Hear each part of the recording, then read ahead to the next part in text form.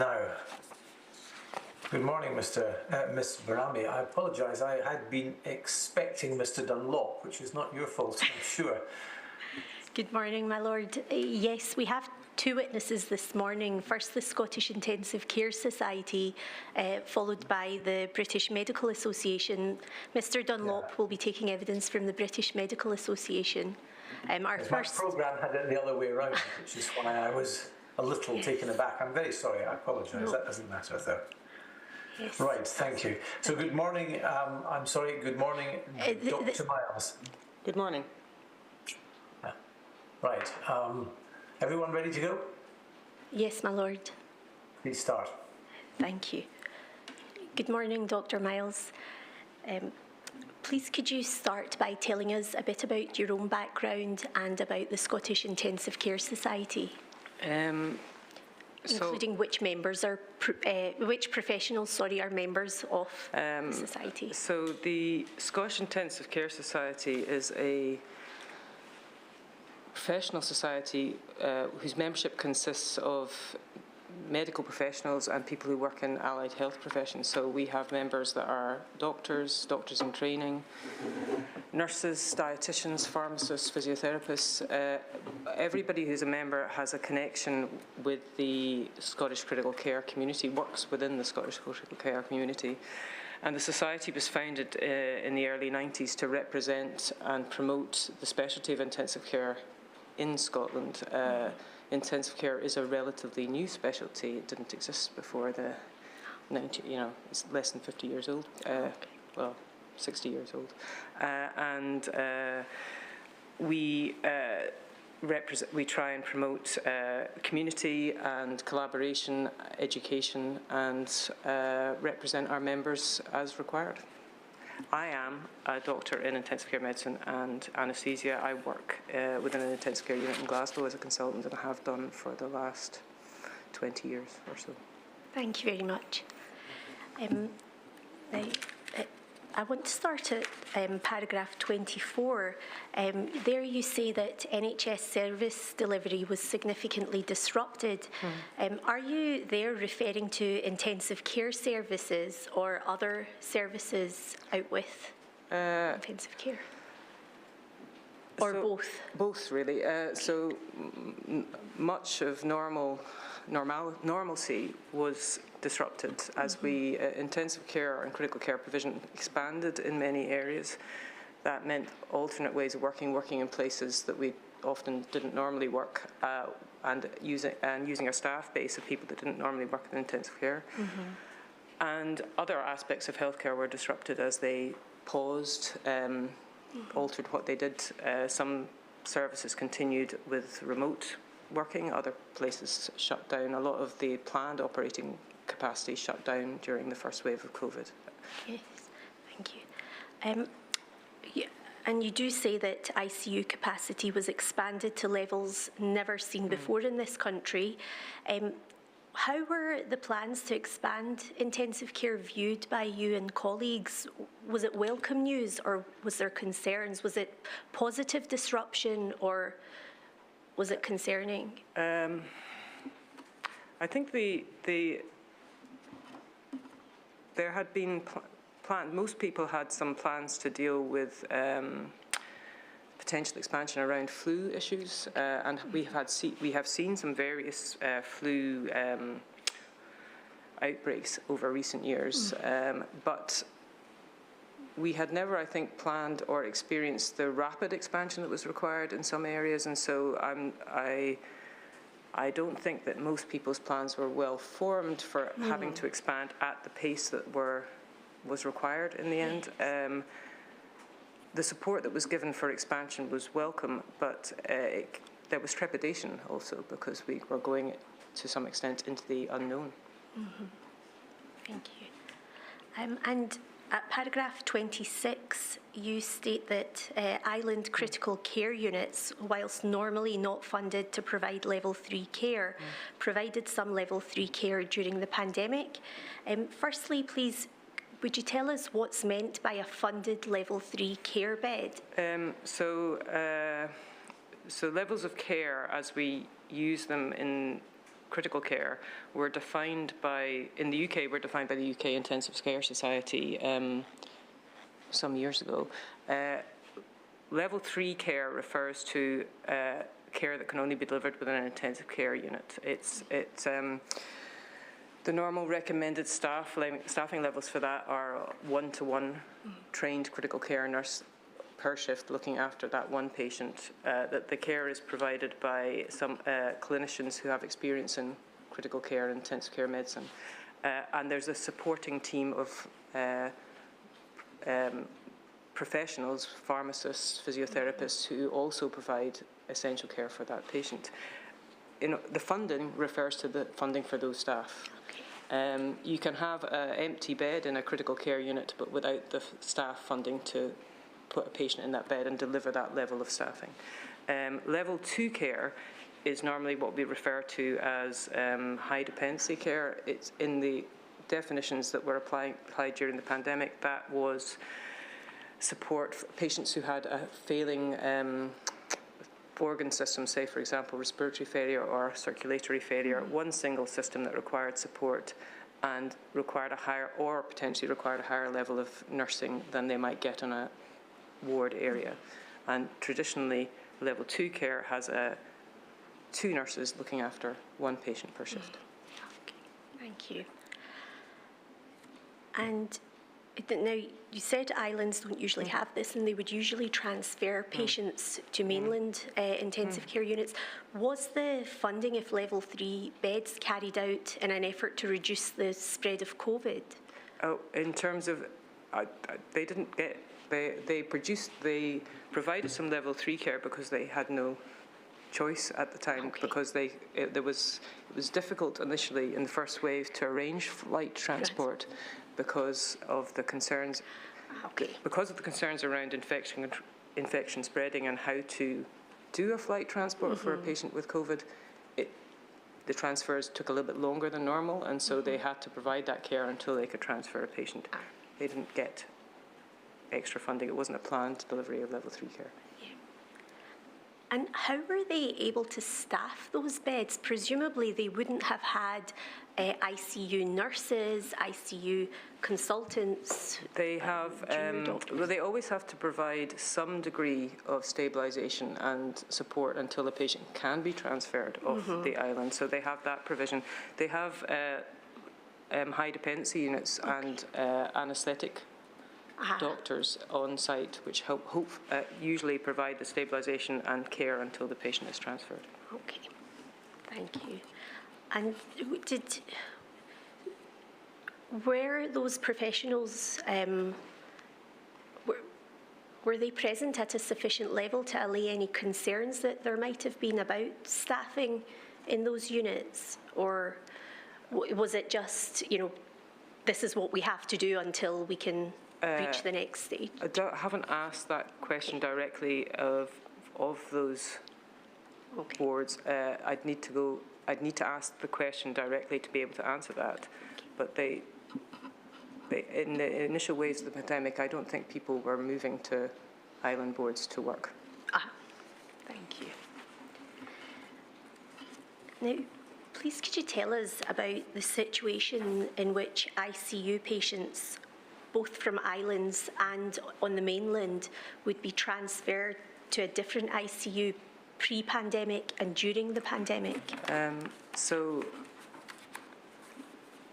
in the, I suppose in the late 2015 to 2020, most of the time the patients were transferred from one board or one hospital in one board to another because they required specialist care that was only available in that other centre. So for example, if they required specialist cardiothoracic care or they required specialist neurosurgical care, they may need to move to another hospital to have that care delivered. We didn't commonly move patients because we had run out of capacity to deliver. We had no empty bed in that unit. During the pandemic, some units did reach, even under their expanded footprint, reach capacity, and some patients were transferred to another health board or to another hospital within their own health board because there wasn't at that moment an empty bed for them to be placed in. Thank you. Now, the public might think that a transfer alleviates pressure from the transferring hospital, but in fact it puts pressure on the staff base. Yeah, is that right? yeah. Could you? It's not, so the, say for example, prior to, in the early 2000s, within the west of Scotland, we had a transfer team that which would move patients between hospitals as required for level 3, for intensive care transfers. And that was out with the staffing of the base hospitals. When, after some reorganisation, that team was disbanded, that was the only team of its nature within Scotland, and it was disbanded in later years, and it doesn't exist anymore. So therefore, transfers of any nature, someone has to go with the patient, and then so therefore you are often taking, if the sending hospital has reached capacity, it may not have easily spare staff identified to go with that patient, and so it often is difficult, and each transfer takes time, and the issue for slightly more remote hospitals is it's quite a long way to the other hospital, and so to get there and get back takes additional time, and so the sending hospital loses some of its staff when it's under a degree of pressure. Yes. To hopefully relieve some of that pressure. Yeah, in the longer term. But in the long term, but it does mean that you can't realistically send 4 patients in half an hour to another hospital. So, did that? Firstly, I wonder how that requirement for staff was met. How were the responsibilities in ICU, the level of care maintained while those staff were being sent, or was it that? I think each individual area would have had to find its own solutions to that, and so I can't, as I haven't asked about it in detail, I can't say what each individual area did, or the society can't say about what each individual area did, but most people would look to what was available within their hospital and try and come to the best solution they could at the time to send the most appropriate person and staff with the patient while trying to maintain the best care they could. For the others. Where, you mentioned pre-pandemic transfer would have taken place for specialist care. Where an ICU unit wasn't at capacity, or perhaps it was, but it was thought that this patient would be better in a different setting, would fare better in a different setting, but the staff capacity wasn't there. Did hospitals have to make difficult decisions about whether they could just try to manage a patient in their own ICU and delay transfer? Or sorry, I'm not sure I understand your point. So, for example, you said that a patient might, prior to the pandemic, a reason for transfer would have been that the patient requires specialist cardiology care, for example, and that's better provided in a different centre. During the pandemic, if there was such an instance where it wasn't a concern about bed capacity, but rather this patient might do better in a different centre, but there was an issue with the staff base, were those transfers delayed, or did a difficult decision have to be made about whether the care needed could somehow be provided in that centre? Again, I think that's not a question I've asked of our membership, and so to answer that for the entirety of the community, I probably have to ask that directly. Sure. But possibly, but to what extent, we would need to ask more detail from the membership. Sure. And are you aware of how vehicle contamination, decontamination was dealt with, and who carried out that work? No, but the for any patient that's had an infectious organism within any environment in healthcare, there's a lot of decontamination of that environment that takes place before another member of the public or another patient can utilise that area. So ambulances and airplanes had to be decontaminated more than usual after, and that process takes longer. Who did it and how they did it? we'll ask another organisation. Thank you. Now, we're aware that aerosol generating procedures were particularly risky during the pandemic. How were those performed in shared ICU bays? Were they performed in shared bays? Yes. So the aerosol generating procedures, what was defined as aerosol generating procedures during the pandemic were performed throughout in various areas of the hospital. They were performed in ICUs, theatres, high dependencies, some wards, and there was various guidance about what you could do where at various points of the pandemic, which slightly changed through the pandemic. If a patient with an infectious organisms like COVID was having an aerosol generating procedure, they ideally should be, they were placed in a single isolation room. And if once, say for example, an area had a number of patients with the same organism, and they may be placed in a shared bay, and then aerosol generating procedures be performed within that shared bay, but the patients all had the same disease. The issue with that was that if you there may have been empty bays in that area, but you couldn't utilise them for patients that didn't have that condition, and so they had to remain empty. Yes. And so it didn't make. Sometimes it made placement of patients quite difficult because there may be capacity in one area, but it couldn't be utilised because of the infection risk. So that presumably put more pressure on planning and utilising spaces. Separating patient groups required more areas and more adaptation of those areas than we would normally require. Thank you.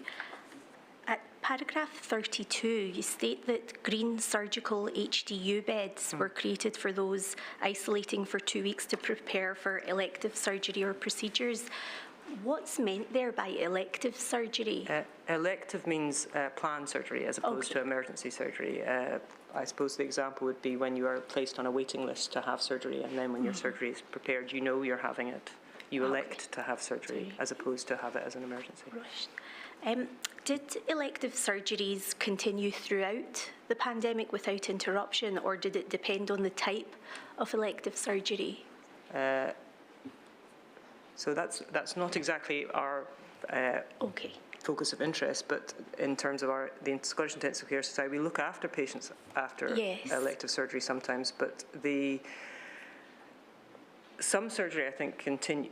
I think my impression is that most health boards attempted to continue providing some kind of elective surgery, but a lot of elective surgery was paused. But cancer surgery, say for example, people did prioritise through the pandemic. Health boards would be able to tell you how much they paused their elective surgery.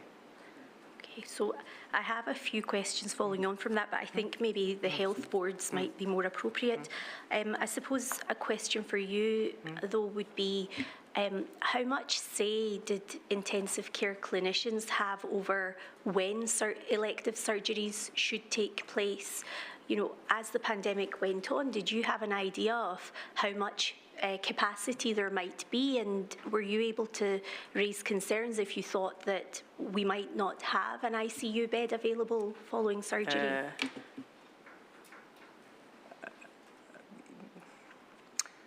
I think there were ongoing conversations between different groups about this on a daily basis. Generally, I think all clinicians and all healthcare people are keen to allow surgery to progress because it's helpful to the patient. But it is actually also quite difficult to predict how much capacity will be available on any daily basis, because there's always a level of unpredictability about emergency work. So yes, so sometimes I think there were difficult conversations around that, but there were conversations. Thank you. Now, the next question again might be better suited for the health board, so please do say. In paragraph 37, you've mentioned the erection of temporary buildings such as tents, partitions and so on to deal with isolation capacity issues. Do you have knowledge of the ease with which these things were arranged, the costs, how soon they were able to take place, or should I? I think you would get more detail from health boards around this, but they were, by definition, they happened after the first wave because it took some time. Nothing happens in a week. So most of these, the temporary builds and the tents happened mostly after the first wave, but some of the additional ventilation and partitions, they were temporary things that could be installed more rapidly. So some of those may have happened more rapidly. And do you think that they were more useful than transferring patients to other hospitals? Transferring patients to other hospitals would require people in the other place to have capacity also. And so I think that was a very, capacity varied through the pandemic, as it wasn't the areas that came under pressure in critical care the pressure was not equal at equal points of the pandemic. So it came differently through each wave, and say, for example, some parts of Scotland had far more capacity issues than other parts, just as the COVID spread differently through the country. So you'd have to examine capacity issues around different waves of the pandemic and look at what was going on. It's quite a complicated question to answer, and would require quite a lot of analysis of information. Thank you. At paragraph 38, you state that essential staff could not always access a mask that fitted them, meaning they could not work in all environments. What effect did that have on staff morale and patient care? So the supplies of FFP3 masks changed as we attempted to source. We used more, so we needed to order more, and we had different manufacturers and different types arriving, and then you had to fit each staff member to the new type of mask, and if the particular staff member did not fit any of the masks you had available at the time, they could not work in a place where they were required to wear an FFP3 mask. And so that essentially meant occasionally some staff who had the skill set to be working in that area could not work in that area, and potentially then other staff replaced them with lesser skill sets. And was that quite frustrating for some to not be able to provide the care that they're so used to providing? I think rostering had never been dependent on masks prior to this situation. It wasn't. I think it affected different members differently, and sometimes it was more of an issue than others. But people worked around it to find solutions. They had no choice. And so, through careful rostering, were the effects on patient care mitigated? That's not a That's not a question I can answer, because I didn't ask people that specifically. Yes. It's an issue that people raised, but they didn't always comment on. Okay, so there were concerns about that, but they did their best to deal with the situation. Thank you. At paragraph 39, you state that drug supply levels were problematic throughout the pandemic. Was this, do you know whether that was a national issue or an international issue? Was there a global shortage?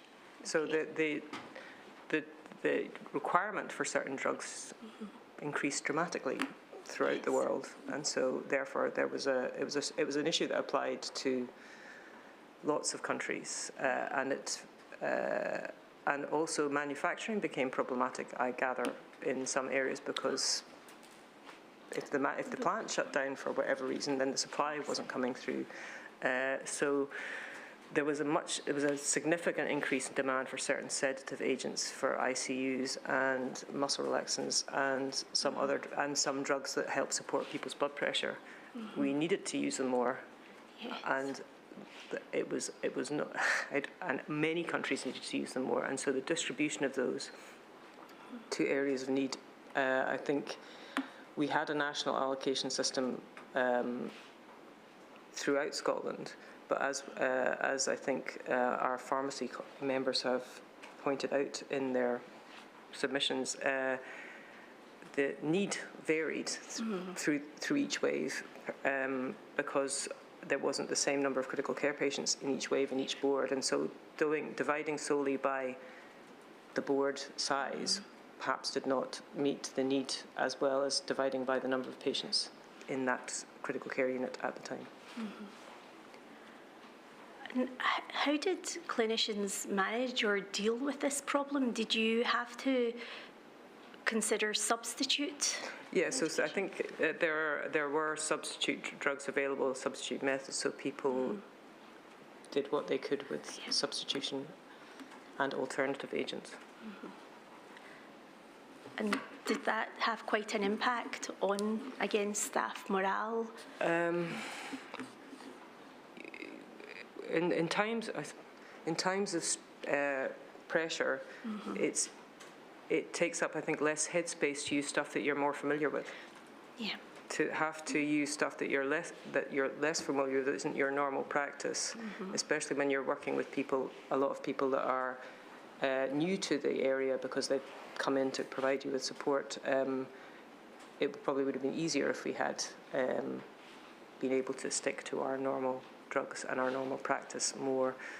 But if you don't have that drug, you have to make do with what you can substitute.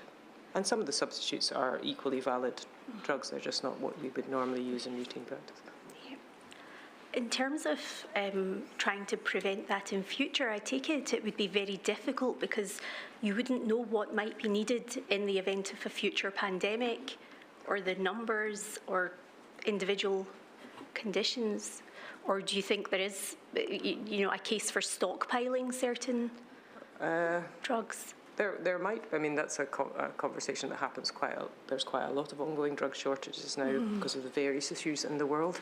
Yes. But you can have that on a national basis, but then some of these issues, as you've touched on, were international. Yeah. So I'm not sure that's within our scope to solve that problem, but I think it possibly is an area that could do with some examination. Thank you. You go on in the next paragraph to talk about the shortage of fluids for renal replacement therapy for continuous filtration, and that some units had to make more use of hemodialysis where they may not have used that. Is the first method preferable to the second, and if it is, why is that? So I'd say preferable is probably not the right word. Okay. Usual would be the right. So the most intensive care units in the UK use continuous filtration as their method of renal replacement therapy. You can use hemodialysis. It's what renal units use for the majority of the cases, but they are not. And there are some intensive care units that use hemodialysis as their routine care. But if most units are using continuous filtration, and then they can't do that, and they're far less familiar with hemodialysis and the equipment involved in the technique, to switch between one to the other is quite a significant learning hurdle. Usually making that switch would involve a lot of training and familiarisation with staff. It would take place over weeks to months, if not years, and some people had to make that switch quite rapidly. Yes, so that was the main issue, rather than necessarily an effect on patient care. It was, again, staffing and resources and training. And education and familiarity. Thank you. Now, moving on to hospital oxygen. Is oxygen created using oxygen concentrators in hospitals, or is it taken from cylinders that are delivered, or a combination?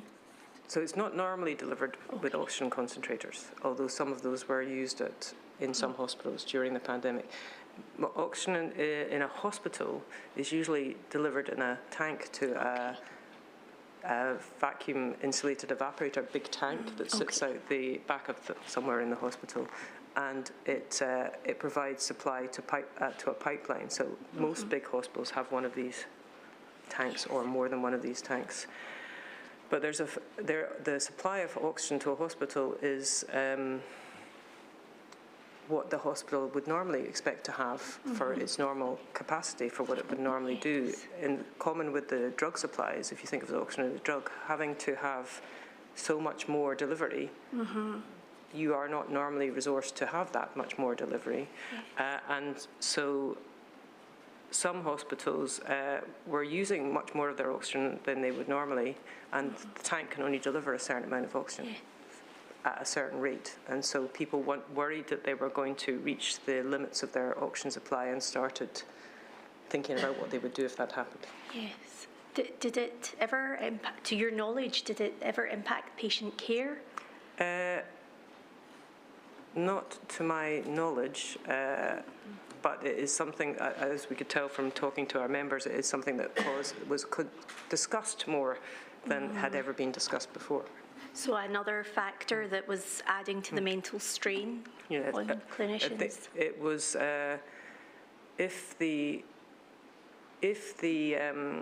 the more we converted, a lot of hospitals can use some anaesthetic machines as ventilators during their initial waves of the pandemic, but to allow them to have enough ventilators to manage the demand.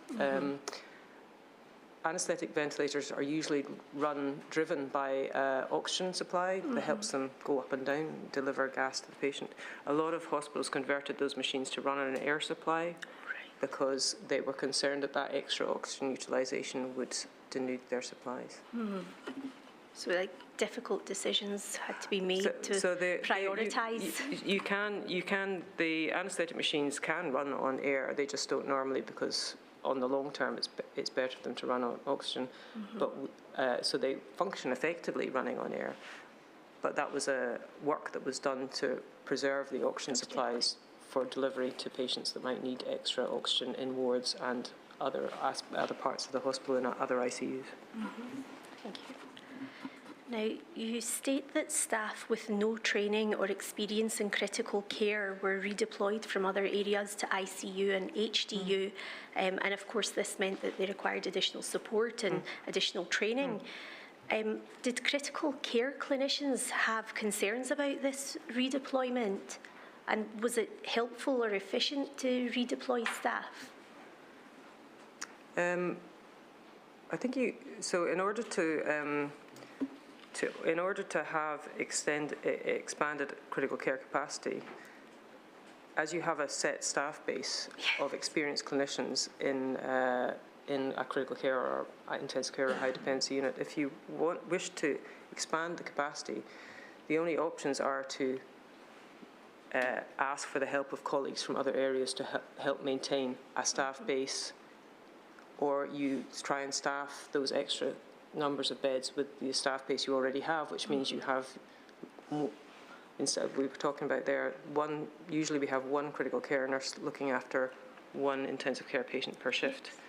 If you then want to double your intensive care numbers, if you don't get extra staff, you'll have one critical care nurse looking after 2 or 3, and that has an impact on care in itself. So most areas ask for the help of other colleagues as more people being better than stretching the staff base to having the normal staff base looking after extended numbers of patients. I suppose I'm thinking about the level of training and support that a new person, a new nurse, for example, might need.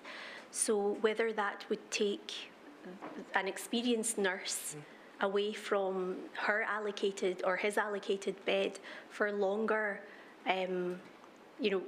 while they support this person. So whether effectively one member of staff is being split between 2 beds to support. It's not a perfect solution. Yeah, but it's the only.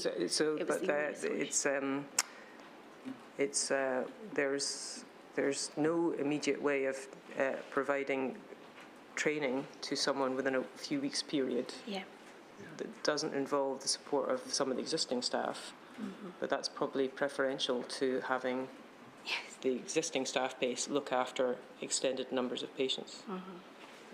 It's to say, for example, even some the very sick intensive care patient, say for example, sometimes we managed patients in intensive care with severe levels of respiratory failure by turning them over, so that they're, instead of lying on their back, they're lying on their front. That takes a team of 6 to 8 people. And so if you have more patients, but you have kept your original staff base, you don't have the numbers of people just to do that. Yes, thank you.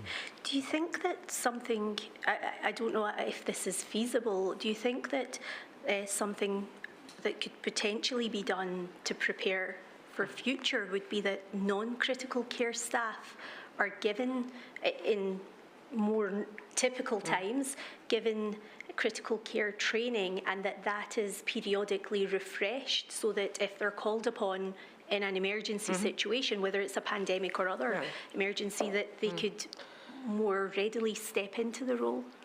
Yes, and I think various areas talked about that at various stages of the but that requires resource. To train staff takes resource. To allow staff to be released to be trained takes resource, and so you're taking the trainers away from what they are normally working in, and the staff to be trained away from what they're normally working in, and currently that may be problematic, but so I think it would require some investment. Thank you. At paragraph 46, you say that both redeployed and core critical care staff found working in ICU during COVID difficult, and some have suffered long-term effects. Can you please tell us about those long-term effects? I think we asked that question specifically of the membership when we were preparing the original response to the inquiry's questions. There was quite a spread of effects. It varied per individual, but I suppose the comments to pull out. So people were concerned about their own health, their family's health. It was especially in the first wave of the pandemic. It was an unknown quantity of what was going to happen to you, and therefore what might happen to your family. There was stress and burnout. I think people felt overwhelmed at times by what they had gone through, and some people felt they couldn't continue working in critical care afterwards. So after the first wave of the pandemic, most critical care units started to see a loss of their staff base. There's always some turnover of staff base in any area, but there was an increase in that, and as a result, a lot of critical care units lost a lot of experience, and so we can replace staff and we recruit new staff, but building up those years of experience takes time, and so a lot of critical care units in Scotland reported saying they now have a less experienced staff base with a different degree of skill mix, and that affects ongoing education needs and provision of care on a daily basis. And why some of those experienced nurses and clinicians and doctors and other professionals decided to move on is complex, I think. But the waves of the pandemic probably prompted some people to make that decision. Yes, because I was going to come on to this later, but I'll ask you about it now. You state that at paragraph 56 that the median reported loss in relation to nursing staff was 42.5%, and in relation to consultant medical staff was 25%. These presumably have a significant impact on care being provided in ICU. Are hospital boards or others taking steps to try to mitigate this? So I think all health boards are trying to maintain their staff base by recruiting new staff. But and consultants, I think people are attempting to replace the consultant staff. I think later may refer to the fact that those in previous submissions there's not always the staff to replace one immediately, and so sometimes there are vacancies which await filling. It takes time for new staff to become as experienced in critical care as some of the staff that has left, and so if there's a large number of staff leave at the same time, therefore it takes time to build that experience back up. And so there are people, I think, that want to work within critical care, but perhaps less than there might once have been. And so I think this may not be, critical care may not be the exception here. I don't know, because I'm only speaking for critical care community, but I'm not sure that recruitment is as easy in a lot of aspects of healthcare as it might once have been. Thank you. Do you or the Scottish Intensive Care Society have views on how this might be prevented in future, this sudden departure? I think, so the Scottish Intensive Care Society and the Scottish Critical Care Delivery Group did a workforce survey in 2020 trying to look at workforce, the factors that were influencing the retention and plans for retirement of consultant medical staff in the main. But workforce planning is quite a complex area that probably I think could do with more attention across healthcare. Some of the issues that I think I refer to, I think some of the pension issues that were affecting consultants has perhaps been alleviated since we sent out the survey to a degree, but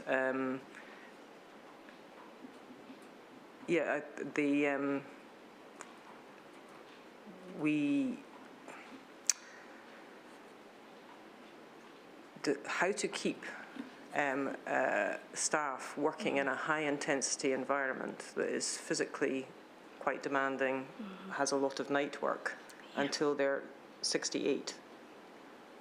Requires some thought, I think. Yes. And you touched on the training of new staff.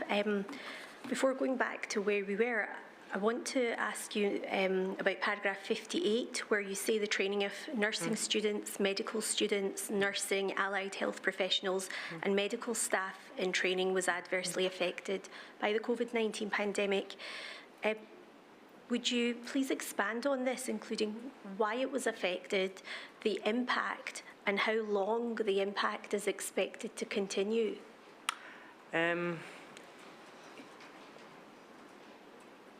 So I think, the best people to ask about the students would be the universities, and the best people to ask about the medical health professionals would be NHS Education for Scotland. Okay. But I think you could say that a lot of education stood down.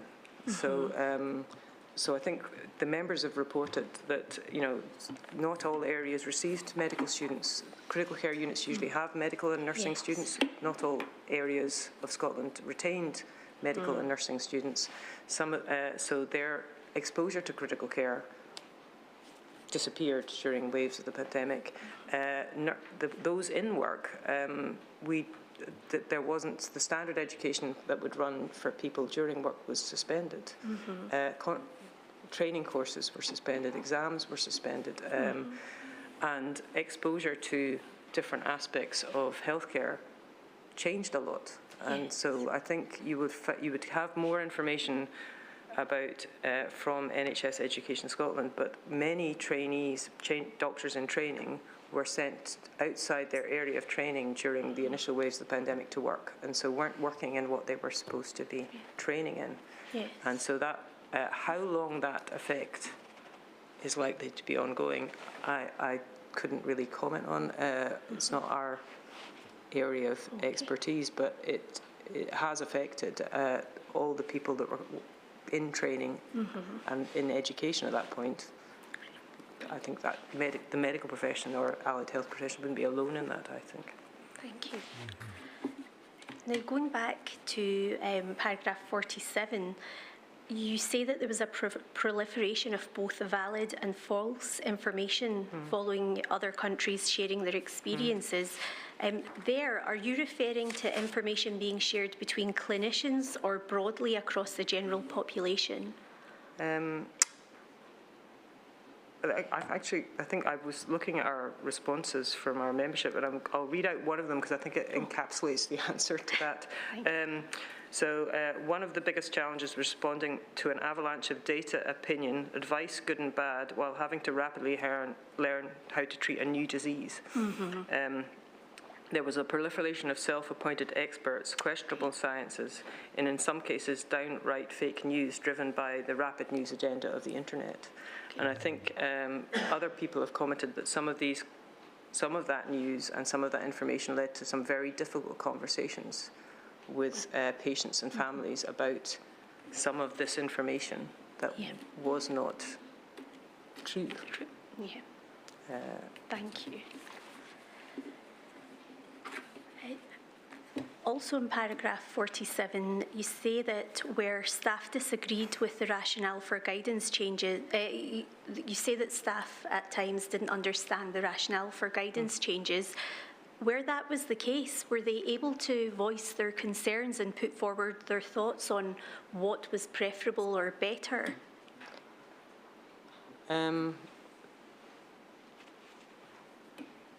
Put forward their thoughts to who? Anybody, was there anybody available to hear clinicians' voices? A lot of the guidance that was coming out around policy was coming nationally, and so I suppose, as is common, the individual clinician on the floor doesn't always immediately get feedback to national level of guidance. Yes. So staff, I think, fed back their queries to their local teams. I couldn't comment on whether we haven't asked our members, did they feel that that is a comment they made? Yes. But they didn't comment what they did about it. Okay. Might some assistance be given to you by something you were looking at in a slightly different context a moment or two ago? Paragraph 58. Is your reporting of, I think, questions you asked staff or fellow clinicians, and I think, I don't have it in front of me at the moment, but it's coming up. I think it said that 30% of clinicians in your speciality, I've got the wrong paragraph, it must be, 59, I apologise. 30% of members replied to the members' consultation felt that critical care views were not adequately considered by the Scottish Government in the COVID-19 response. Does that, by and large, ask the question you were posed, Doctor? Yeah, I think the question that was put to the society was that question, critical care views, which views were not specified. And so we asked the question as it was posed, and that's what they answered. Yeah, do that. So a significant number, 30%. Yes. Those are answers expressed criticism or reservations in relation to the degree of consultation that your branch of the profession was given. Yes. Yeah. Thank you. Thank you, my lord. What would have happened if a clinician ignored guidance they viewed as being inappropriate or less appropriate in favour of something they regarded in their clinical judgment as being preferable? Or it depends what guidance you were referring to. So there was guidance about patient placement, management of infection control, guidance on therapies. So there's various streams of guidance. If a clinician didn't feel comfortable with the particular infection control advice, PPE advice, if you I don't think many people would have disregarded the current advice because but I again, that is operational situation in individual areas that I haven't got any detail on. I'd be supposing what happened as opposed to knowing. Sure. Would that have affected, again, staff morale or the pressure on people's minds having to do something that they didn't understand the basis for and didn't agree with, perhaps? I think any guidance usually has a rationale. Sometimes I think we don't, the rationale for it isn't always as well communicated as it might be. But rapidly changing information and rapidly changing guidance is difficult for people to keep up with. And when you're, and there may have been valid reasons for that to happen, but the rapidly changing advice meant that it was difficult for anybody to know what was the current guidance at that point. If it was different 2 weeks ago and it's now different and it'll be different in another 2 weeks, it can be difficult to know what you're supposed to be doing at that moment in time, because it takes time to distribute information to staff members. We usually change guidance over a period of time. We distribute that information to staff members and we make sure that everybody understands it. But the speed of change was rapid, and trying to make sure that everybody was abreast of current situation was difficult. Yes. Thank you. In paragraph 48, you say that lack of family visits and lack of face-to-face communication caused injury to patients and families and staff. Could you explain what you mean there by injury and how it affected patients and staff? So when critical care staff care for a patient, the patient is part of a unit usually. You're not a separate individual, you're part of a family group, part of a social structure. Because of the nature of critical care, there's a lot of family presence, a lot of involvement with the family, and if the patient is very unwell and unable to communicate, much of the staff's time is spent communicating with the family. We learn about the patient from their family, and the patients need their family to support them at a time of great stress for them. To have no family presence was difficult. Staff have never worked in an environment where there is no family member present to tell them or talk to about the patient. And communicating on a telephone is not the same as communicating face-to-face. All the non-verbal cues of communication, are lost, and so having conversations in intensive care and critical care is often difficult. It's a time of great stress to the patient and the family, and support and considerate communication face-to-face is our normal practice. To have to do that by telephone was distressing. And it was distressing for the families, it was distressing for the patients, it was distressing for the staff. And having patients at the end of their life not being able to have their family around them in the same way was distressing for staff, because that's not the journey at the end of life that they would like to have given to the patient. And not what the patient wanted and what the family wanted either. But so that was, I think, one of the areas that all staff groups found most challenging. And what was visitation like in PICU and NICU, so the paediatric and neonatal intensive care units? Was that similarly affected? Were parents able to stay with children? Were siblings allowed? So the NICU I can't comment on because we did ask some questions of the paediatric intensive care community. We are mainly an adult intensive care society. We do have some links with the paediatric community in Scotland, so we asked them some questions. The visiting guidance changed throughout the pandemic and changed there was some national guidance and there were health board guidance on this, and it varied through the pandemic. But my recollection would be that paediatrics, because if there was a child, generally speaking, parents were, or a parent at least, was more likely to be able to be present. But how that changed through the pandemic, you would be able to look at as you track the national visiting guidance from the NHS Scotland. Yes, thank you. And do you know, so parents would have been allowed to visit. Do you know whether there would have been any beds for example, breastfeeding mothers to be able to spend, to be able to feed on demand? That is not a question we asked of our society. So there will be people that can tell you the answer to that, but I think it's not us. Sure, thank you.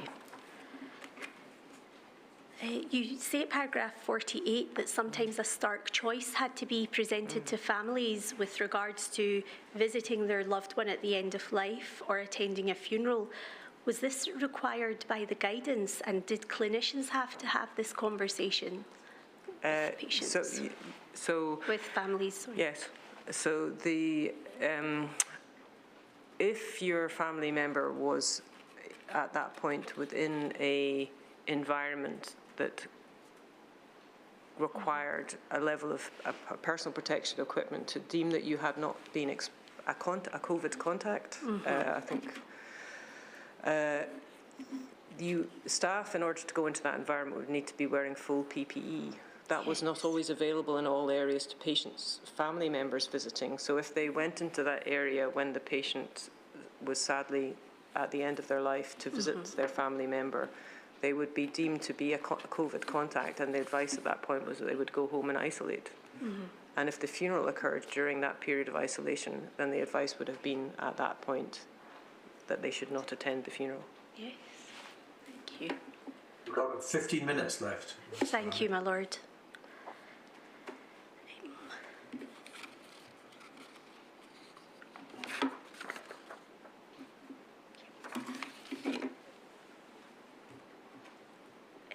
You mentioned at paragraph 52 that staffing pressures meant that staff did not always feel they could deliver the quality of care they would aspire to pre-pandemic. Did this impact the levels of staff leaving, and did it impact people's morale and ability to carry on during the pandemic, also affecting absence levels perhaps? I think it did impact staff. I think we can see from our response that it did impact some staff morale. Most clinicians want to deliver the best care that they can under all circumstances, but under some circumstances you can't deliver the care. Care was not entirely as it would be normally. So if, say, for example, if you were working with an expanded staff group with people that were kindly come to help you out in your time of need, but they didn't have that experience. Yes. So that's not providing care, but it's not providing care to the standard that you would normally provide the care, and that was difficult for people. Yes, I think that may have contributed to some. I think we can see that in our responses, that may have contributed to some people deciding that they wanted to move on. Thank you. At paragraph 60, you mentioned that an end-of-life policy can help ensure pain and distressing symptoms endured by patients dying in ICU can be addressed. How could or should this have been achieved? So the context of that is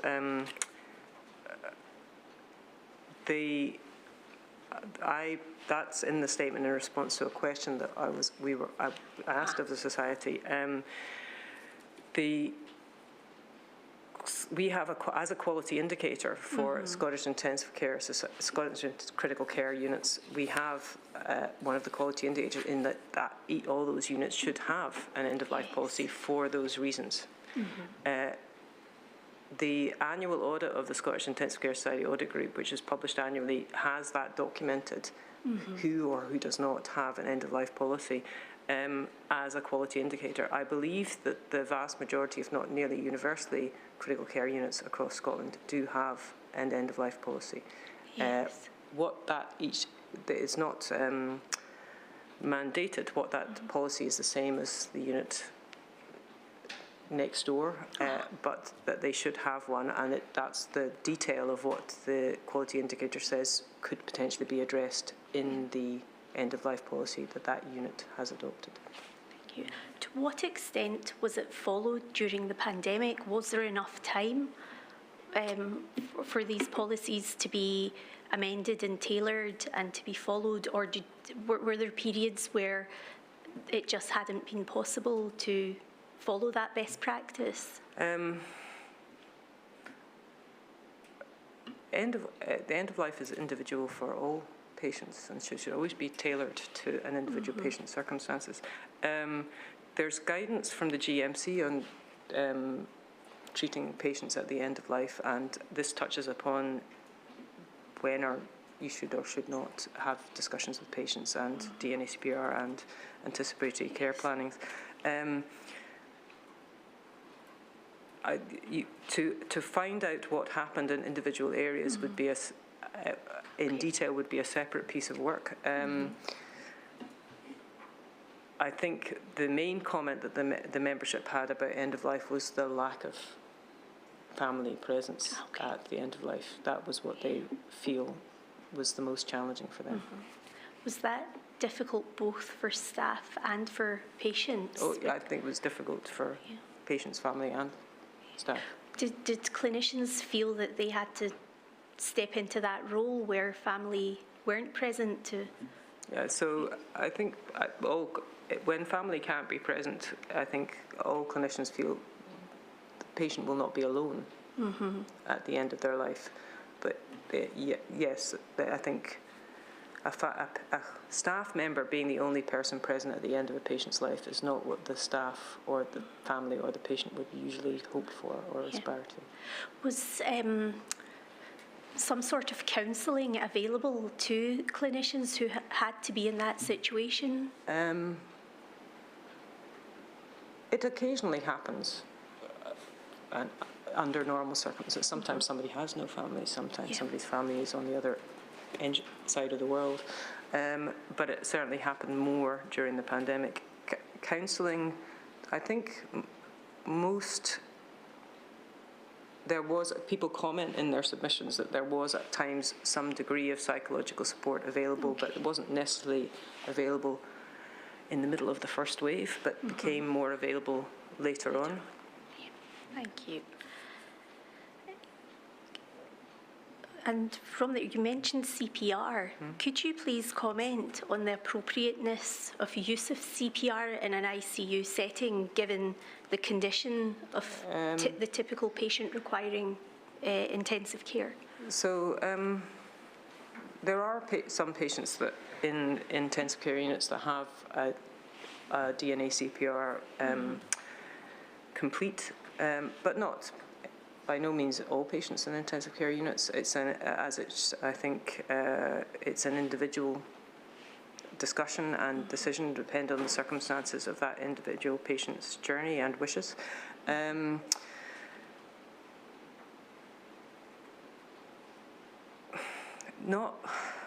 We intensive care units, we'd like to have every patient survive when they are admitted to the intensive care unit, but not every patient does survive. So we recognise that some of our patients will sadly not survive their intensive care admission.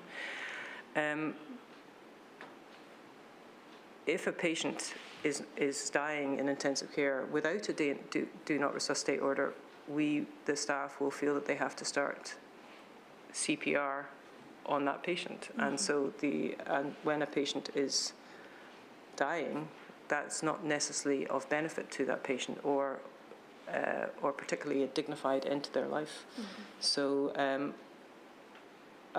when a patient is actively dying, a do not resuscitate order will be completed so that patient is not,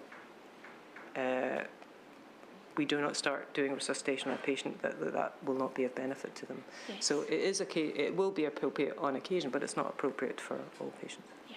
And just to be clear, when it's not appropriate, that's because there is another, there's something else going on with the patient, that even if you were to resuscitate their breathing and circulation, that would cause death, for example, a brain hemorrhage.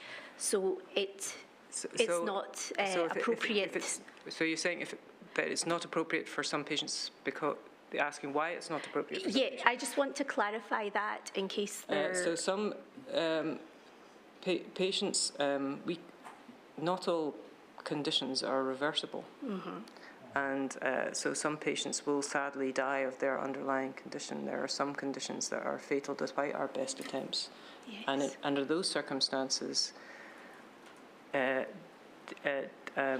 the patient has a cardiac or pulmonary arrest, resuscitation will not sometimes will not be successful, and on other occasions would not be of overall benefit to the patient because they will still die of their underlying condition. And so these are the conversations that we have with patients and family, depending on the circumstances, around the individual circumstances of that particular patient's condition.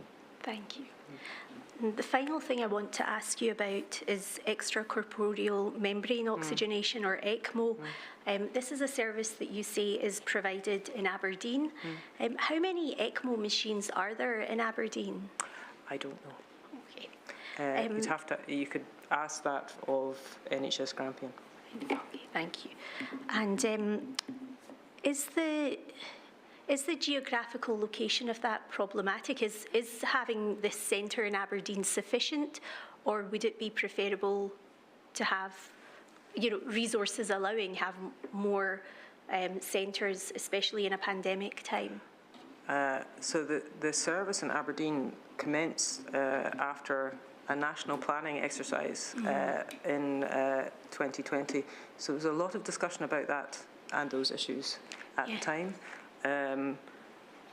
Some of which is probably still on, you could refer to in part of the planning exercise.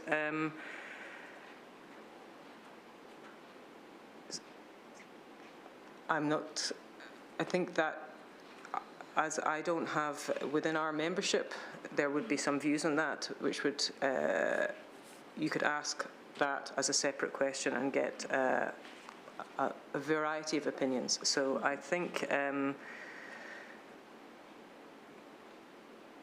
we didn't ask the membership how many ECMO beds they think there should be, or whether they more ECMO should have been provided. I think some members commented that they thought that perhaps some more could have been provided during the pandemic within Glasgow or Edinburgh, further within the Central Belt. How practical that would have been, I don't know. But it is a comment that some of the members made. Because presumably, given the issues with transfers, transferring people to Aberdeen... Yeah, so I think the one exception to the transfer circumstance is that when a patient is accepted for ECMO, the ECMO team will come down and collect the patient because of the requirement to start the ECMO in the referring centre and then bring them back. Yeah, and finally, is paediatric ECMO also carried out in Aberdeen, or do paediatric units have their own? The paediatric intensive care units are in Edinburgh and Glasgow. Yes. So I think I'm not absolutely certain, but I think that is carried out in Glasgow and Edinburgh, but. Again, you could confirm that with the appropriate health boards. Great, thank you very much. Is there anything we haven't covered that you would like to comment on at this point, or highlight? I think generally people felt that the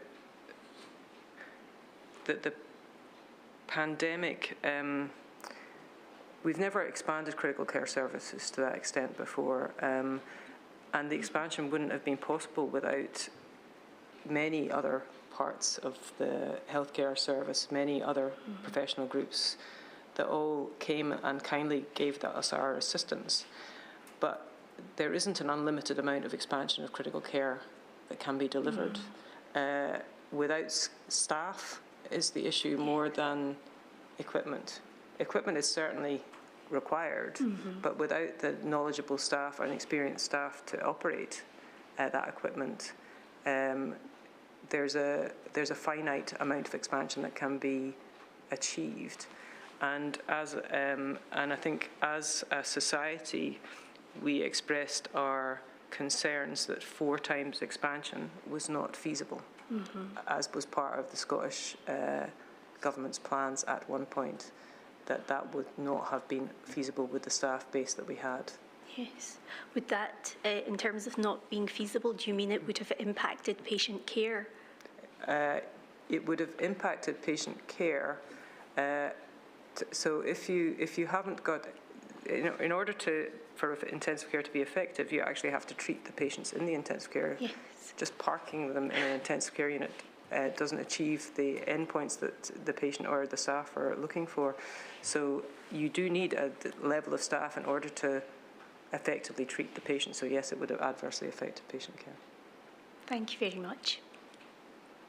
Yes, thank you very much indeed, Dr. Miles. Appreciate that. 11:15. Thank you. Thank you, my lord. Thank you.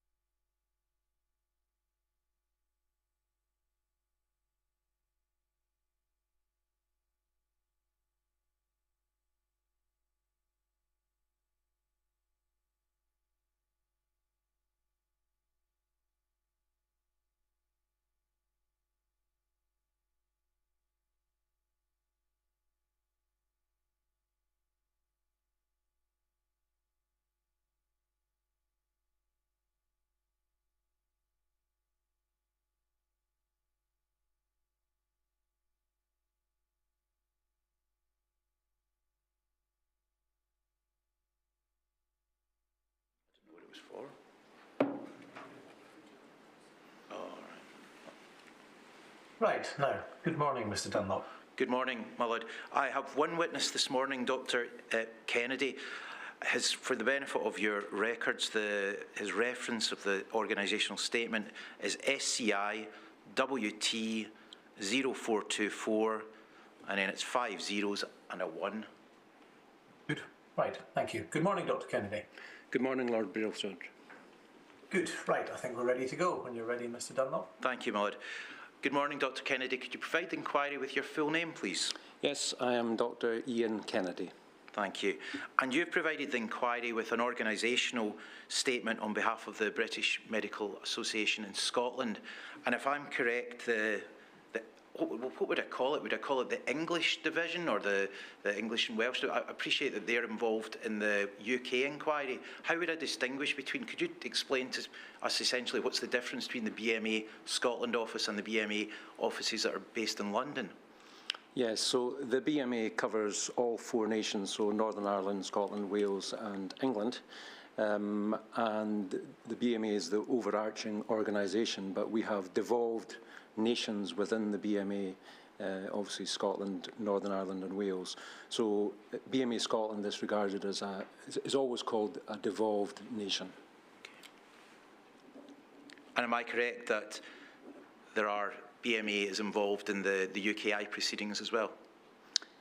I'm not sure about that. Okay. Okay. And can you tell me, how does the BMA sit alongside other medical organisations that we may hear evidence from, such as the Royal Colleges? How does that sit alongside those? Okay, so the BMA and the BMA in Scotland is a trade union, and it's a professional body. We have 17,000 members, and to give you an example, 3,000 of them would be GPs. So we're quite different to the other professional bodies in that we are larger, we have a far greater membership, and we also have a democratic mandate to negotiate terms and conditions on behalf of all doctors. Many of these other bodies represent a small group of doctors, and including overseas doctors.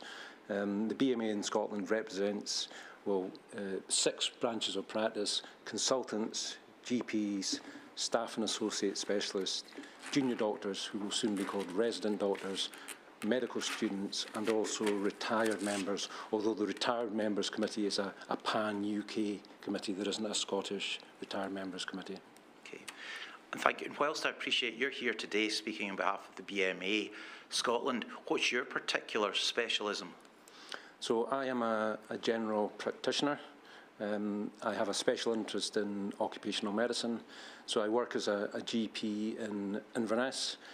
We have 4 GP practices: Riverside in Inverness, which has 10,000 patients, mainly a deprived part of Inverness. We also have a smaller practice in Inverness called the Needham, with about 2,500 to 3,000 patients. And we also have Foyers medical practice, Loch Ness and Strathnairn, which is by the banks of Loch Ness, obviously, and that's about 1,000 patients in the rural hinterland, and Cromarty medical practice on the Black Isle. So my organisation, Riverside Highland Medical Group, has a mixture of urban and rural GP practices. Thank you. And looking at the organisational statement at paragraphs 1 and 2, you explain what positions you hold within the BMA Scottish Council and GP Committee presently. And is it fair to say that you've sought assistance of colleagues in the preparation of this organisational statement? Yeah, that's right. I became chair of BMA Scottish Council in August 2022, and during the time of the pandemic, I was medical director of Highland Local Medical Committee, which is affiliated to the BMA. I was an ordinary member of Scottish Council. I was a member of BMA Council across the 4 nations, and a member of the UK GP Committee and a member of the GP Committee. But I wasn't close to the action, as it were, in terms of decision making. I was very much an ordinary member then. Can I maybe take you to paragraph 17 of your statement, which is headed Key Issues and Impacts for Doctors? And at paragraph 17 of your statement, you identify that there was a lack of appropriate PPE and risk assessments. Can you tell me, in terms of, particularly given your awareness of from the BMA, can you tell me whether there was a difference in the lack of or adequacy of PPE within different sectors of the medical profession, whether that be primary care or secondary care? Yes, so PPE was a significant issue for my members in general practice and in hospitals, and we were very concerned about the adequacy of protection. And in simple terms, I'm talking about the fact that we were given fluid-resistant surgical masks, so the paper masks that the general public would be very familiar with wearing too, rather than respiratory protective equipment such as FFP3. Now, I've been surprised actually speaking to hospital colleagues that even in the hospitals, in the general medical and surgical wards, they were generally just using the surgical masks, and the FFP3 masks that we probably all should have had were reserved for those in intensive care units and doing so-called aerosol generating procedures. So there was a complete lack of adequate PPE in terms of respiratory protective equipment in general practice, and a relative lack in the hospital sector. At that time, at the beginning of the outbreak, or the beginning of lockdown in March 2020, was there a difference between the way PPE was procured by primary and in secondary care? So, for instance, I think we heard evidence that hospitals secured, the NHS secured PPE for the hospitals. Is that your understanding, or can you comment on that? So I'm a little unsure how PPE was procured, but I'm assuming that my practice manager and nurses would have done that in the usual way via the health board. So I think general practices were procuring PPE through a health board structures. Well, if you're not familiar, I'm not going to ask you to speculate. Did the BMA do anything in terms of the concerns that its members had in relation to lack of PPE? Yes, my predecessor, who was chair of BMA Scotland at the time, and the former national director of the BMA in Scotland, so effectively the chief executive of the BMA in Scotland, were in regular contact with the government, I think almost on a daily basis at the start of the pandemic, and certainly at least weekly thereafter, and they made regular representation on behalf of members about the inadequate PPE. And was anything done in light of those representations? Not to the satisfaction of my predecessor, nor to our members. And why? What was done and what was unsatisfactory? I think the fundamental problem was that there was a lack of recognition that COVID was an airborne disease, and we in the BMA referred to droplet dogma, which meant that fundamentally the wrong sort of PPE, respiratory protective equipment, was supplied to us. The surgical masks that I've referred to are good at preventing droplets going from healthcare worker to patient, but they do absolutely nothing in terms of preventing air coming to the doctor. If I'm wearing my mask, when I breathe, the air comes in round the edges. It doesn't come through the mask. So the fluid-resistant surgical masks were relatively useless in terms of protecting doctors and other healthcare workers from COVID. And was that explained to the Scottish Government by the BMA? I believe it was on a number of times.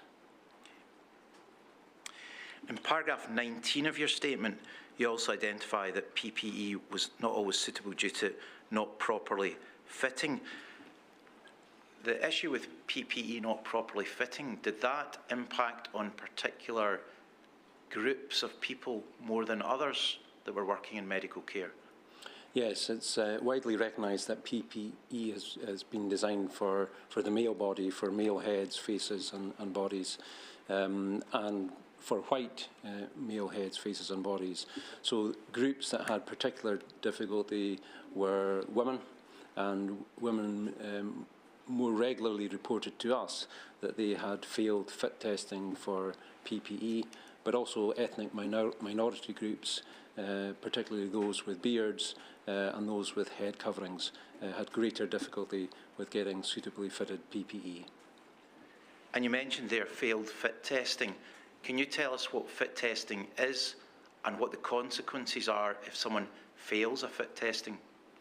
So I've never had a fit test myself, so I can only go by what people tell me, but I'm assuming that they go into a room with somebody who actually fits a mask to their face and check that it fits, but I've never seen it being done. Okay.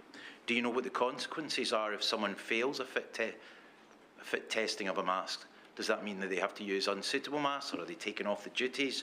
Do you know what the consequences are? I can't say with authority what the consequence is. Just dealing with the fitting that didn't, do you know if the BMA did anything about the fact that what you were telling us, that the masks were predominantly made for males? Did they do anything about that?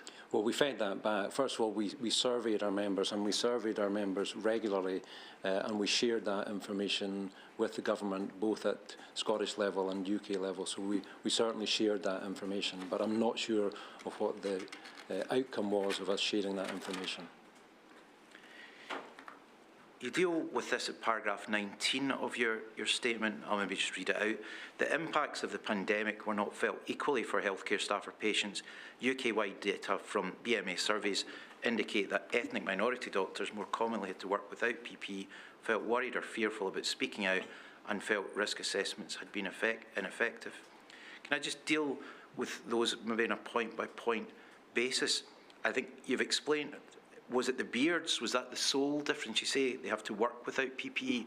Was it simply beards, or was there anything else that impacted?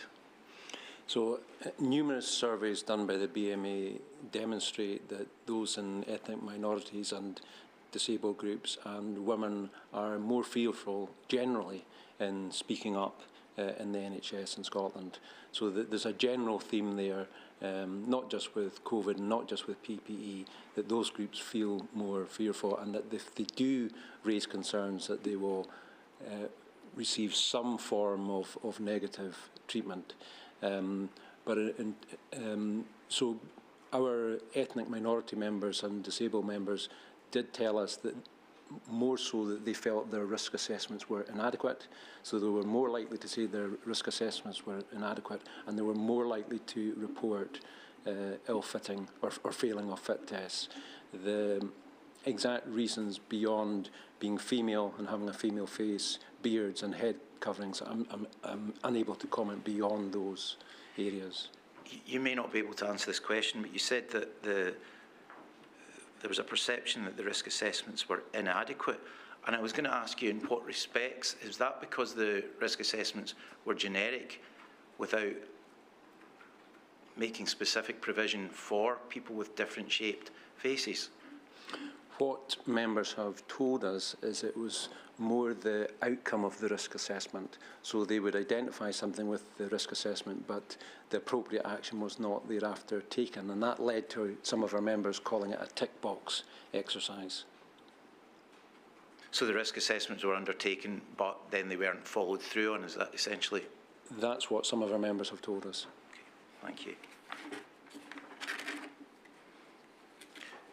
Whose responsibility would it be to follow through on those risk assessments, ensure that what those risk assessments identified was done? Well, under Health and Safety at Work Act 1974, it would be the employer's responsibility. So in hospitals, it would be the health board. In general practices, where the majority are independent contractors like myself, it would fall upon the employer, being me, the GP partner.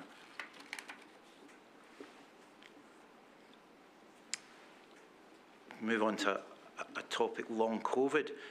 At paragraph 18 and later at paragraph 41, you mentioned doctors suffering from long COVID. Can you tell me, generally during the period from March 2020 to the end of 2022, what treatment was available for people people that were suffering from long COVID? So there is no specific test for long COVID, which we all understand to be COVID symptoms that go beyond 4 weeks. So there's no specific test. There's a broad range of of symptoms in long COVID, and there's no specific treatment. There's not a tablet or medicine that can be used to treat long COVID.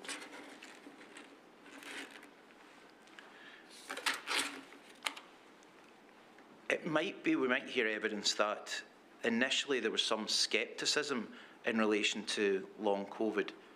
In your opinion, has that been overcome, that scepticism? Yes, and I think it's regarded as a syndrome that affects many parts of the body. So it affects cardiovascular system, respiratory system, neurological, psychological, and general symptoms. So there's a broad range of symptoms with long COVID, but a recognised syndrome. But the two most commonly reported symptoms are fatigue and brain fog. And is it, sorry, in your role in the BMA, are you still practising as a GP in Inverness? Yes, yeah, I practice every week in Inverness, and all doctors who work for the BMA are still practising doctors. Do you have patients coming in who have suffered from long COVID or are suffering? Yes, but not many. I can think possibly of maybe just two that have mentioned long COVID while they've been in about other things. I haven't actually dealt with a patient that came in saying, I'd like to discuss long COVID, but I do have one or two patients, and I know of some doctors. You might not be able to assist us with the next question, but do you have a view on the availability and adequacy of treatment for long COVID? Yes, as I indicated, there's not a specific test for long COVID, and there's not a specific treatment. So the role of the doctor really is to exclude other causes of fatigue, brain fog, and the other general symptoms that patients with long COVID get. So our role is to exclude the other causes, and then we would generally direct patients with long COVID to rehabilitation services. So they would generally see physiotherapists and occupational therapists rather than a doctor, because by the time we have given a diagnosis of long COVID, there at the moment isn't a role for the doctor. But of course, as evidence changes, it may be that there would require to be a doctor-led service. But at the moment, it tends to be rehabilitation through physios and OTs. And when did that commence? Do you know? I remember it commencing quite early on, so a few months, I think, into the pandemic, because I remember there was quite a lot of debate about where long COVID services would be hosted. Would they be hosted in general practice? Would they be hosted in hospitals? So that discussion happened quite early on in the pandemic, if I remember correctly. Okay, thank you. Moving on to paragraph 21, you say that governments in the UK were not always providing clear and adequate guidance on issues such as infection control, shielding, and the delivery of healthcare. This particular inquiry is more interested in what was happening within Scotland. When you say the UK is in the UK, do you include the Scottish Government? Yes. Okay. Was the BMA raising concerns that its members had with the Scottish Government about any lack of clarity in the guidance? Yes, continuously on a daily basis at Scottish level, and definitely at UK level. My experience was there was a lot of information coming into our inboxes on a daily basis, probably far too much information, to be honest, but there were a number of occasions where the guidance was completely lacking, and the BMA lobbied the government on a number of occasions to produce guidance on various aspects. You've said a couple of times that it was done on a daily basis. Was that through groups that somebody sat on, or was that a mailbox or some form of dialogue, a bridge between the BMA and the Scottish Government? Can you explain actually in practice how that daily communication took place? Yeah, so the communication took place predominantly through my predecessor, the chair, and the national director, and they did that via Teams meetings and also by direct email communication. The relationships between the BMA in Scotland and the Scottish Government are very good. There are lots of communication channels. We don't always agree on things, but we always meet, and the communication channels are cordial. And do you know who that was within the Scottish Government? Was that a chief medical officer? Was it a civil servant? Do you know? what the communication line was with? Yeah, so it would have been between the National Director and civil servants at the Scottish Government Health Directorate. I think our National Director would have had direct communications with the Chief Medical Officer, and certainly my predecessor had direct communications with the Chief Medical Officer on a regular basis. Thank you. Moving on to paragraph 22, and I won't take you through every paragraph, but you identify some relevant issues early on in your organisational statement. You identify that there was a significant impact on doctors' mental health, and you explain that to us. What I'm interested in knowing is whether or not the pandemic had a significant impact on people who weren't working in the medical profession, if it affected their mental health. Can you assist us with that? When you say people not working in the medical profession, sorry, I mean just the people on the street, essentially, an everyday man or woman.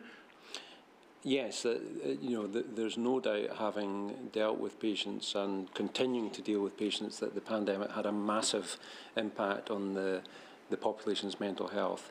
Increased levels of anxiety and depression, significantly higher levels of psychological disease, and a huge impact on children as well. Were there any groups in society who were disproportionately affected that you're aware of? Yes, so I think the inequalities in Scotland came to the fore, and those who were more vulnerable came to the fore. And early on, the BMA identified, the first 10 deaths of doctors in the UK all were from minority ethnic groups. So we know that Black Africans, Southeast Asians, those from the Indian subcontinent, and Filipinos were much more likely to be affected. We also know that men and older men were more likely to be affected. And paradoxically, with long COVID, it tended to be females, I think in the sort of 40 to 55 age group. But in terms of the impact of COVID on the population, there's no doubt that those in deprived areas were much more markedly affected, living in smaller accommodation, more crowded housing, and less able to access healthcare, and particularly less able to access the new remote ways of consulting. Okay. And I think you were talking about COVID generally. If I was to ask you about mental health in particular, did that, and we appreciate that there was people that were shielding it and so forth, were there particular people within society who were more, their mental health was more adversely affected than others as a result of the pandemic? If you can't answer the question, I don't want to press you on something. Yeah, what information I can give you is I know that in those patients who were already known to the mental health services, large groups of them completely had their follow-up stopped.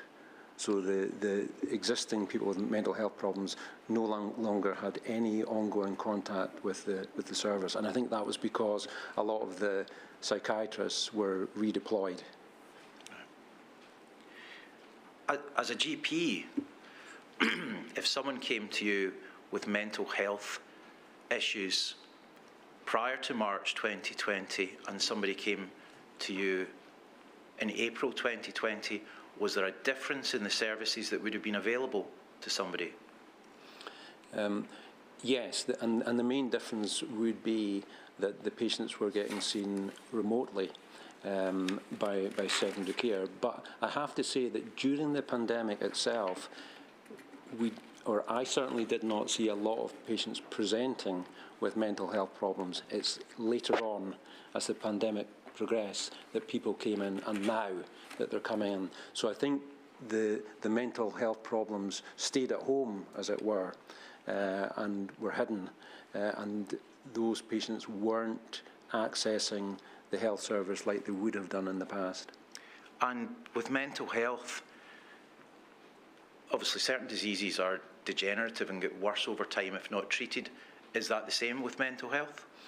Yes, that's definitely the same with mental health, and the longer a mental health condition goes untreated, the more difficult it is to treat, and the longer is the recovery. And in fact, we're seeing patients that haven't yet recovered. You deal with, and you've already spoke about this at paragraph 47, you identify that the pandemic had a disproportionate effect on ethnic minorities, including doctors, and that those minorities felt that they were less able to raise concerns about issues at work. Do you know why that is, the reasoning behind it, the background to why they felt less able to raise concerns? Yes, so certainly the groups that told us they found it more difficult to raise concerns were Black Africans, Southeast Asians, Filipinos, those that were most at risk, and those with disabilities, and those with in the shielding groups, clinically extremely vulnerable. Now, I think it's fair to say that these problems existed pre-pandemic, so would have been exacerbated by the pandemic. These members always tell us that it is far more difficult for them to speak up, and they are more likely to be dealt with unfavourably. Is there something that can be done about that you're aware of? There is, and for example, the BMA in Scotland has the Scottish Race Equality Forum, where we meet and we share concerns from our ethnic minority groups, and we feed that information to both within the BMA and to government. So certainly our organisation is much more diverse than it's ever been before, and issues around discrimination are commonly spoken about, and we're trying to do our best to improve the working environment for those groups. Moving on to paragraph 52, you say in paragraph 52 that there were significant shortcomings in relation to healthcare settings, including infection control guidance and PPE, and at paragraph 53 you go on to say that the government and agencies refused to take on board what the BMA was saying. Again, you've told us about the daily contact, but is it the same points that are being made on a daily basis in terms of infection control? Yes, I go back to what I said about droplet dogma and this lack of acceptance that COVID was an airborne disease, and therefore fundamentally the infection protection control guidance was wrong and remains wrong. And specifically, there's an onus still within the IPC, Infection Protection Control Guidance, for employees to raise concerns and to request the proper respiratory protective equipment, FFP3 masks or similar. Whereas we believe that guidance should be changed, and it should follow Health and Safety at Work Act 1974, where the onus is on the employer to risk assess and provide the proper respiratory protective equipment. As I've said repeatedly, the fluid-resistant surgical masks are completely inadequate for protecting healthcare workers from COVID, and we should have all been provided with FFP3 or similar. So we were not protected from what is an occupational disease, and the BMA believes that COVID should be classified as an occupational disease. Can I interject there for a minute? Yes, of course, Lord. Dr. Kennedy, you used the word at the beginning of that answer, droplet, or the words droplet dogma, quite strong language actually. But this may seem a rather obvious point, but you are the representatives of the medical profession, put in its most broad sense, in Scotland, and you tell us in your evidence that you were giving guidance essentially from the outset of the pandemic and on a very regular basis, which, and I'm cutting it short, but basically advised the government that their view in relation to the method of transmission of COVID, and with the consequence the provision of appropriate PPE, was incorrect. Again, very strong language. not nuanced at all, just telling them that's wrong. Given the strength of both the language you've used in your answer today and indeed the advice you apparently gave to the government, can you tell me, was there any, and this went on for a long time as I understand it, indeed persists to this day, have you been given a reasoned explanation why something you were asserting was, your view was correct and their view was incorrect? Have you been given a reasoned explanation of why their view was correct and you were incorrect by inference?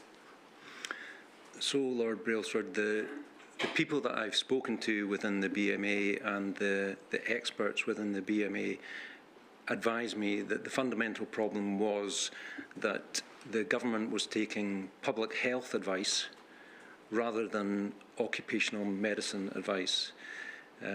So the experts in PPE are not public health doctors, they are occupational physicians. And our most eminent expert in occupational medicine at UK level was excluded from the necessary advisory group. I forget its name.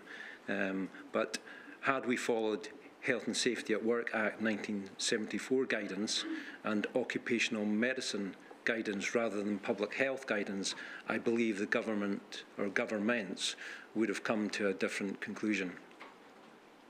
Very helpful answer. Thank you very much indeed. Thank you, my lord. Just one further question that follows on from that. Was the BMA providing advice, whether that be scientific papers or guidance, was it providing data to the Scottish Government to demonstrate your point? On the specific area? On the specific point that it was an airborne disease, I think what you said is you're saying that your position or the BMA's position was it was an airborne disease. I'm wondering whether that simply was an email saying we think it's an airborne disease, or whether you were providing the Scottish Government with documentary submissions that supported what you were saying.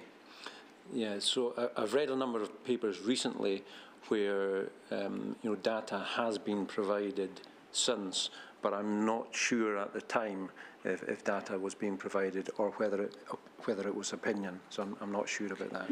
If it was opinion, was there professional opinion being given and the reasons for that professional opinion? Yes, at the highest level, yeah, within the BMA, our experts.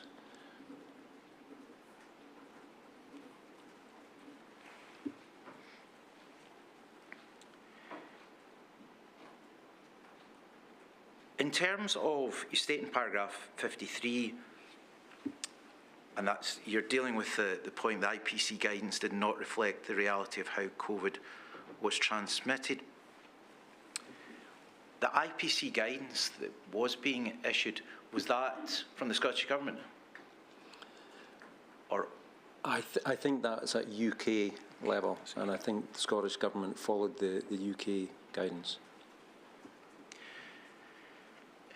I can appreciate the difficulty with the masks, but in paragraph, I think you say, and you talk about the compliance with health and safety legislation, would it be fair to say that a health board could impose, irrespective of what the guidance said, putting aside PPE, but could a GP practice or a health board essentially impose upon itself a higher standard than the guidance required?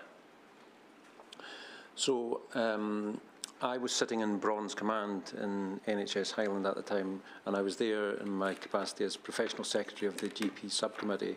And my experience of that Bronze Command was, in the initial weeks, it was very positive.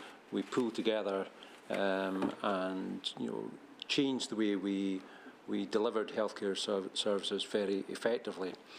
As the weeks and months went by, I would say we got into more command and control structure, and there was a huge reluctance to do anything at all that went away from central government advice. So I certainly saw no evidence of any health board demonstrating flexibility or a willingness to do anything that wasn't a once for Scotland approach. And I would say that the culture in Scotland is very much to follow central government advice.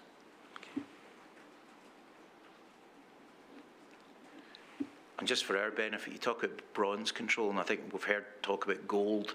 I'm not sure if I've seen silver yet, but can you explain to us what bronze control is? Yeah, so in I think it was called Bronze Command. So Bronze Command. So I think in Bronze, so in that group, it was primary care predominantly, so there would have been maybe 2 GPs, dentists, nurses, community nurses, pharmacists, and primary care managers, and then and the deputy medical director, who was a GP, led that group, and then he reported into Silver Command, where there was another deputy medical director, and I think Gold Command would be the chief executive of the board and the medical director. And above that, was there a silver? So there's bronze, silver, sort of associate medical director level, and gold, chief executive medical director. Yeah. We've discussed PPE, but the organisational statement comes on to paragraph 59, and I just want to ask a couple of questions about using PPE that was out of date. Now, it may be explained by others who are giving evidence that PPE has an expiry date, but it was tested to see if that expiry date essentially was premature. Did the BMA have a view on the testing of PPE, which had, on the face of it, expired? Yes, I can give you sort of 2 facets of that part of the pandemic. So I remember, seeing the pictures, particularly on social media, of date labels being stuck on to packages of PPE, which could be peeled off and showed the previous day, and that certainly caused a lot of alarm to our members. It made them feel that they were using outdated PPE, and it also made them feel in some way that they were expendable. So that there was a lot of anxiety at the time and anger from our members at that time. However, I've heard more recently from some of my senior colleagues in the BMA at UK level that they were actually involved in that decision. So they became aware that there was stockpiles of PPE that was about to go out of date. So the advice given, including from my BMA colleagues in London, was to test 10% of the PPE, and if it was meeting standards, then it was okay to redate them. So the BMA actually had a role in leading to that outcome. Was there any regional differences in the availability or suitability of PPE? Just wondering if it was concentrated in the Central Belt or if there was a greater shortage in the Central Belt. Was there any differences regionally within Scotland? I'm not aware of any regional differences, but I do recall the GP committee making representation about a somewhat haphazard supply of PPE. It was a bit mysterious about when PPE was going to arrive, and the PPE was often changing, and we often saw a reduction in quality of the PPE, particularly around aprons, and sometimes we would be using eye protection, other times we'd be using visors. So there were quite a lot of changes, particularly at the start, and supplies suddenly arriving. Big boxes would suddenly appear in my practice. So it was all a bit mysterious. And you say big boxes arrived. How would the supplier of that PPE know what was required within a particular practice? So I don't know, but my assumption was that it was all done centrally through primary care managers and the practice managers. And you also discussed poor training in the use of PPE. Whose responsibility would it be to train the wearers of PPE? So drawing on my own experience, there's 2 places where I was taught to use PPE, and one in my medical practice, our lead doctor would make sure that he was abreast of all the advice, and we had group tutorials, and they were videoed and shared with people who weren't in during the day. So we did our in-house training, and when I worked at the COVID Assessment Centre in Inverness, I was trained to don and doff, put on and take off my PPE by a senior nurse. Moving away from PPE, at paragraph 69, you start to discuss the reporting of COVID infections of medical staff.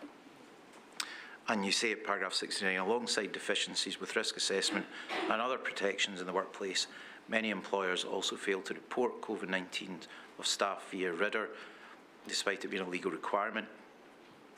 And when you talk about workplace, are you simply talking about medical, or are you talking about the population as a whole? I think from my memory of reading that paragraph before, we were talking about healthcare settings. Okay. Because I think RIDDR is about occupational diseases, so COVID being an occupational disease. And did the BMA then do anything about that that you're aware of? Yeah, I don't recall what we did then. I know that we still call for COVID-19 to be classified as an occupational disease. Okay. And is it an occupational disease now? I think at the moment it's not. It's not.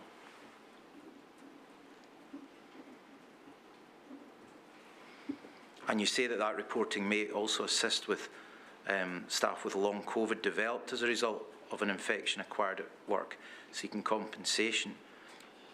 Yeah, I think that... Sorry, the question I was going to ask is, do you know that where COVID is identified in a sickness absence, is there a distinction drawn, to your knowledge, between long COVID and COVID? I don't know, because I don't work with anyone that has long COVID, so I've not seen a sickness absence record with long COVID, so I don't know.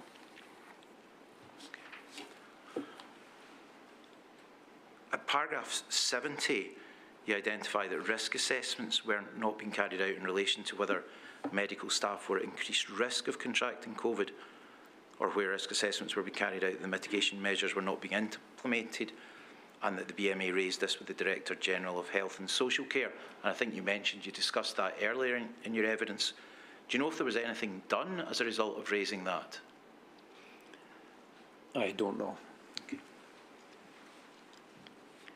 And you may not be able to answer my next question then, but you also identify, and I appreciate other people have contributed to the organisational statement, but the organisational statement also identifies that the capacity of regular testing in Scotland, or the lack of, I think it's probably a better way to put it, was also raised with the Director General. And I'm just wondering if you're aware of the outcome of that. Again, I'm not aware of the outcome, but testing has been a significant concern for us. Okay. In what respect? The complete inadequacy of testing at the start of the pandemic. So I wasn't being tested for COVID. Healthcare workers weren't being tested regularly for COVID. So therefore, we did not know when we were going into work whether we were carriers. We know now that a lot of the what we call COVID spreaders were asymptomatic.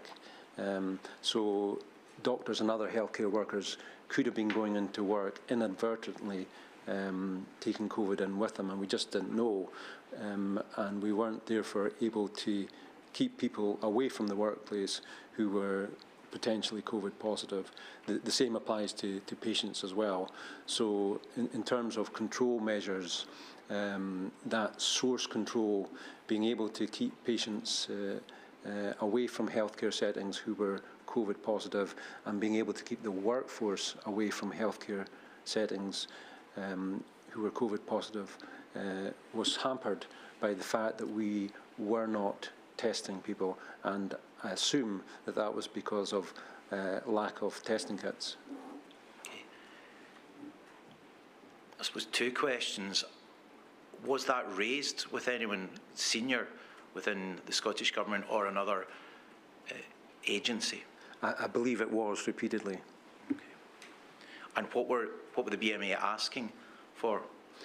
Well, they were certainly asking for regular testing of healthcare workers.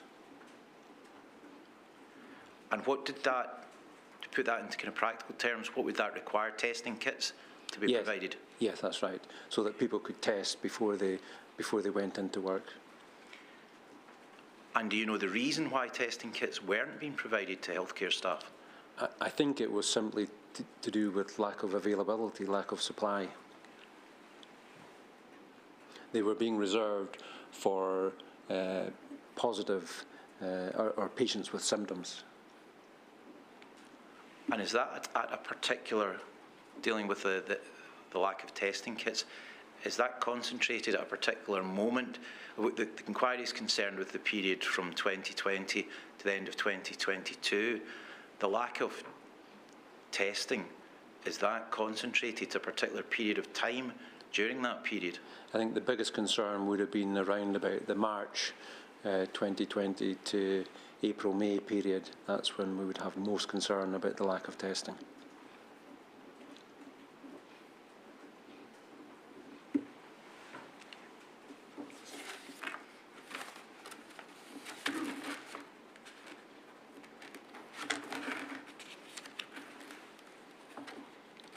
I'll ask you to move forward to paragraph 120, please, of the statement.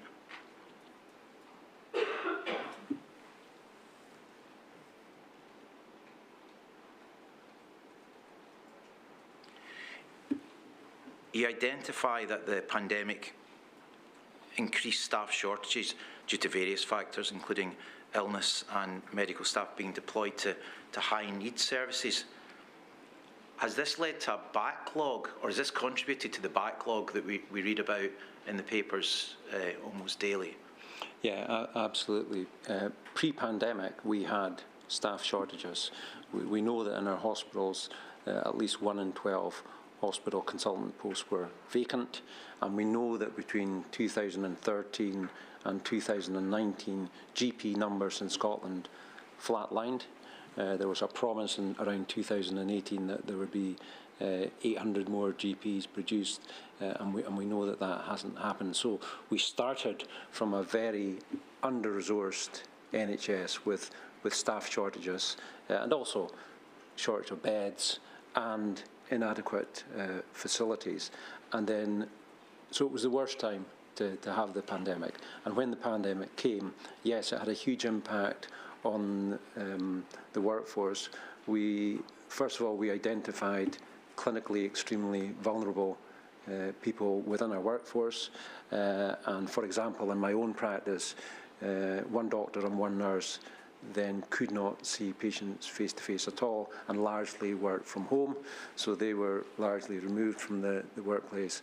And similarly, that would have happened across the hospitals. And of course, every time somebody caught COVID in the workplace and became COVID positive, they would automatically be off work for at least a week.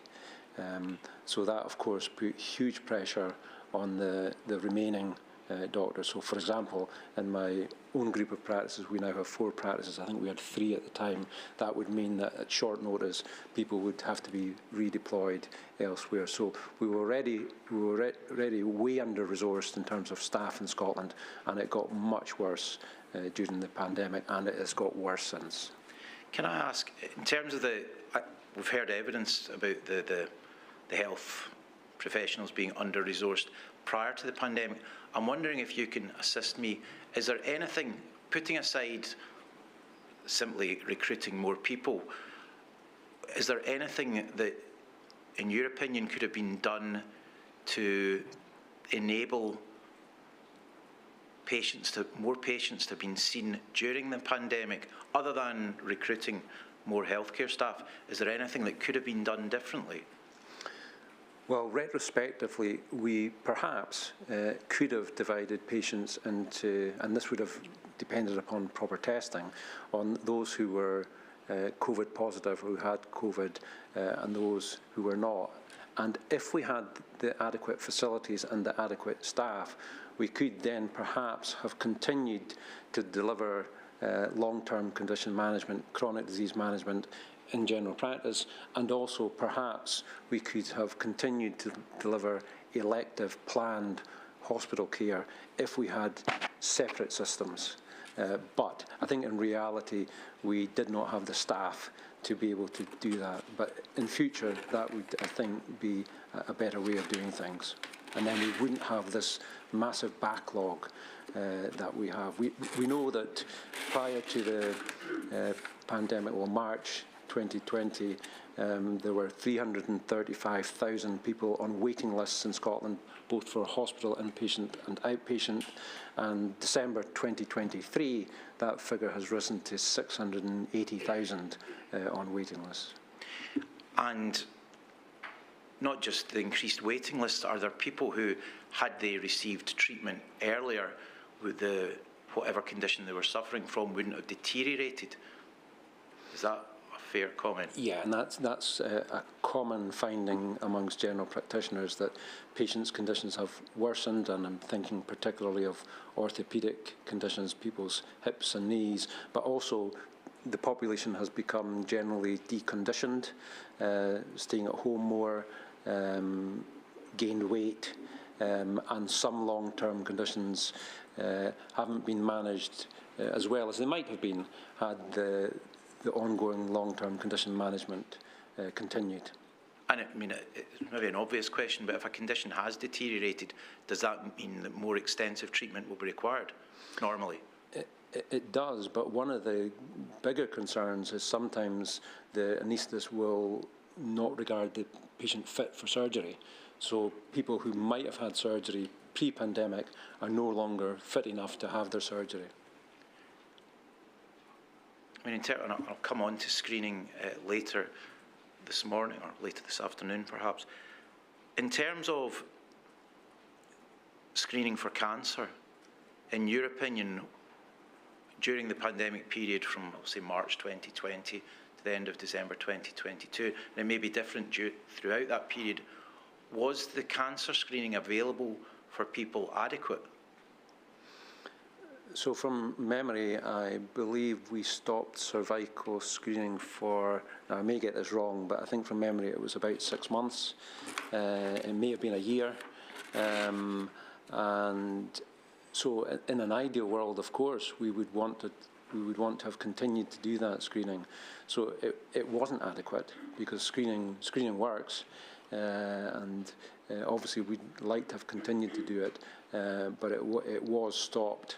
And I think all healthcare professionals would have agreed with that decision, that screening should be stopped so that we could concentrate our resources on the sick. But for those individuals who would be receiving cervical screening, for example, or mammograms, I'm sure that would have been a huge concern and an understandable concern for them.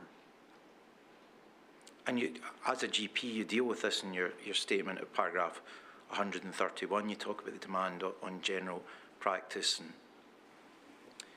and so forth. I just wonder, I suppose this is more your evidence as a GP rather than your position within the BMA, but can you assist us in terms of, other than cancer, what screenings would have normally been available during the early stages of the pandemic which weren't available, and what were the consequences of that? Or tests, maybe I'll not just say screenings, tests, medical testing. Yeah. So we do tests, obviously, when we're looking for particular diseases, or patients come in with symptoms and we're trying to drill down and find out what the root of those symptoms are. So these tests would have continued. You know, we moved very rapidly to mainly telephone consultations, and doctors and other healthcare professionals are very comfortable with telephone consultations. We've been doing them for 20 years or more, and it's quite easy for us to pick up when we need to see a patient face-to-face and when we need to investigate. So my practice in terms of investigating and doing tests didn't change, and I would imagine that would be similar for most doctors across the country. What about the impact on any maternity services, antenatal fertility treatment? Was there an impact on that in GP practice? Particularly interested in GP practices. So maternity services have moved out of general practice in Scotland for many years. I no longer see pregnant women for their pregnancy. That's all dealt with by midwives. So I don't know the answer. I would assume a lot more was done by telephone and by video. And fertility treatment, is that anything that GPs would ever get involved in, even the early, I don't know if there's testing and so forth at the early stages? Yes, we get very involved at the start, and I would imagine that most of that would have stopped. I think that would have been one of the areas that we would have advised patients we cannot deal with that at the moment. What about addiction services? Again, I see a lot of patients with addictions. My impression is that people with addictions stayed away. In fact, I believe that the pandemic will have inevitably have worsened many addictions because people working from home, it's much easier to conceal an addiction and for an addiction to exacerbate if you don't have to turn up and be seen by colleagues. So I think I could say anecdotally that I saw less people presenting with addictions, and again, the addiction services, I would imagine, dealt with many more people remotely rather than face-to-face, and it's so important to see people with addictions face-to-face because you learn a lot from the body language. I mean, just dealing with the remote, the movement from in-person to remote consultations, and you deal with this at, I think it's paragraph 132 of the organisational statement. And within your organisational statement, there's a useful discussion on the, I suppose, the shortcomings in the IT equipment and the infrastructure in GP practices. But I just wonder if you can help us, were there particular groups of patients who were perhaps more of a disadvantage when there was a move to remote consultations, perhaps people that didn't have the equipment or didn't know how to use the equipment? Did you identify that there was particular groups of people who were disadvantaged by that new method of working? Yes, it's quite interesting when we talk about remote consultations because I think the public think that means a huge variety of modes of remote consultation. In reality, 99% are done by telephone. But we did, including myself, start doing video consultations, but we very quickly found out that video consultations were time-consuming, difficult for the patients to set up, difficult for the doctors to set up, and often you would see a patient and bring them in anyway, because even a rash, difficult to diagnose over video.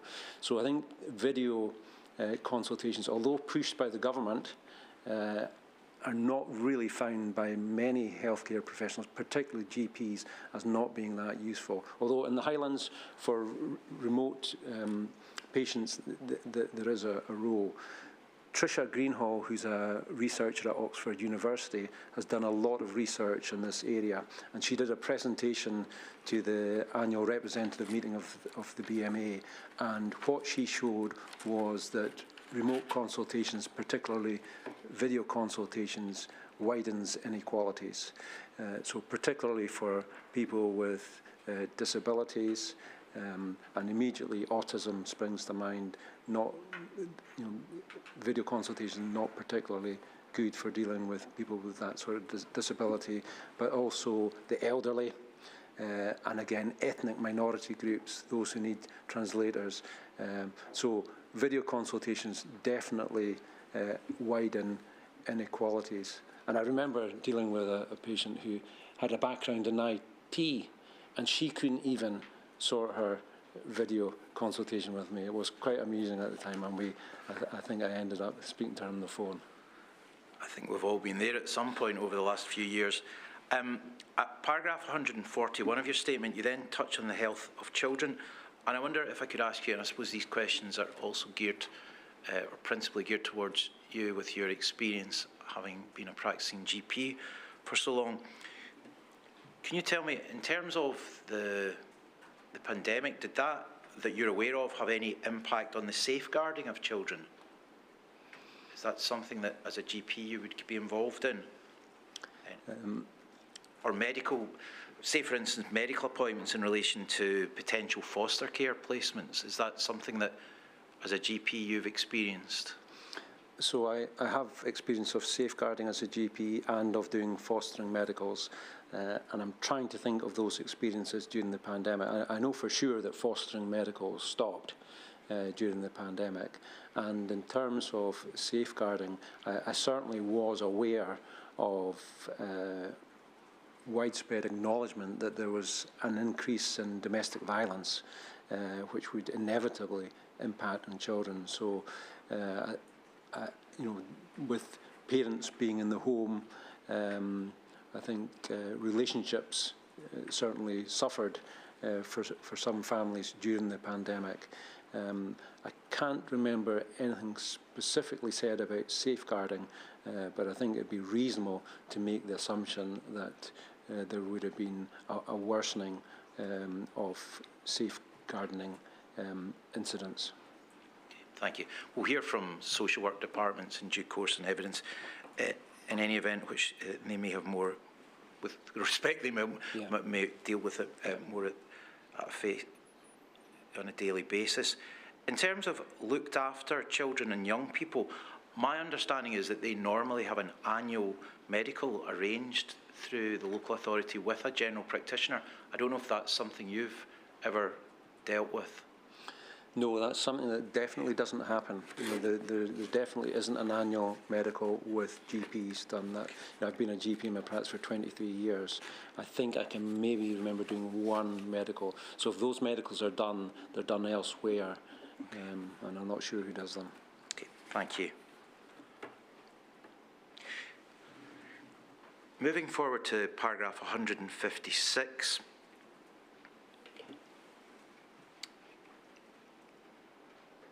You tell us that the... Sorry, I'll just let them... You tell us that the BMA published guidance in the absence of clear and adequate guidance from the government. Can you assist me when you're talking about inadequate guidance? Is that from the UK government, Scottish government, or is it both? It would be both, and I think it's fair to say that generally the Scottish government would have followed the UK guidance. Okay.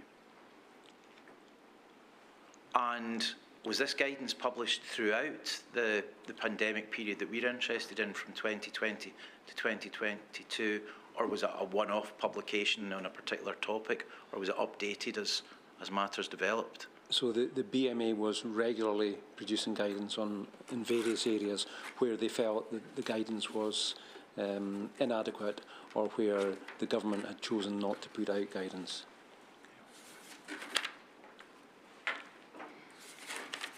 Just have a few more questions for you, Doctor. At paragraph 160, you discussed the engagement with the Scottish Government throughout the pandemic. And I think you use words like regular and supportive. And I'm just wondering if there was, we've heard over the past hour, we've heard evidence that the Scottish Government, particularly in relation to whether it was an airborne disease, haven't always agreed. And I'm just wondering,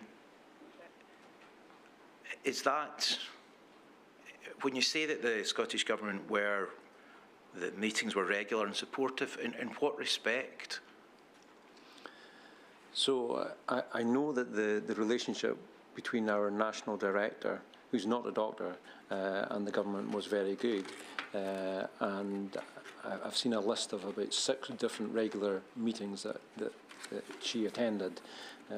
So I know that the relationship was good and the lines of communication were kept open. And also I know that my predecessor was involved probably in the majority of those meetings, and there would be no problem with the chair of the BMA speaking, for example, with the chief medical officer. And certainly at the start of the pandemic, I think relationships were good. Maybe, I don't want to put words in your mouth, but it strikes me from some of the things that I'm reading, I appreciate that what you're saying is the lines of communication were good, but I'm just wondering whether you're saying ultimately that things were being done, notwithstanding that there was somebody that you could speak to in the Scottish Government, were things being done to the satisfaction of or BMA Scotland at least? So it's quite common for the BMA not to be happy with government decisions, and it's quite common for us to disagree. And I think it's fair to say there were a number of issues throughout the pandemic that the BMA in Scotland disagreed with the Scottish Government on and with the Chief Medical Officer on. And my understanding is that the four Chief Medical Officers across the four nations kept a single line of advice. And it might be that Scotland was following the advice of the other three nations at a pan-UK level, and that we, the BMA in Scotland, were not able to influence that decision-making in a way that we would have liked to have done. Okay, thank you. Finally, in the last 2 pages of the organisational statement, you detail BMA Scotland's recommendations, and we have those in evidence. I'm just wondering if there's anything which I either haven't mentioned today or have mentioned that you would like to clarify. If there's anything, this is just an opportunity, essentially, if there's anything further you would like to add in your evidence today. So I think the key thing to emphasise is that we need a better resourced NHS. If we started from a bad position, and I'm particularly thinking about workforce and also about estates, and that affected, ventilation and our ability to see patients. I think I've emphasised that healthcare workers were inadequately protected.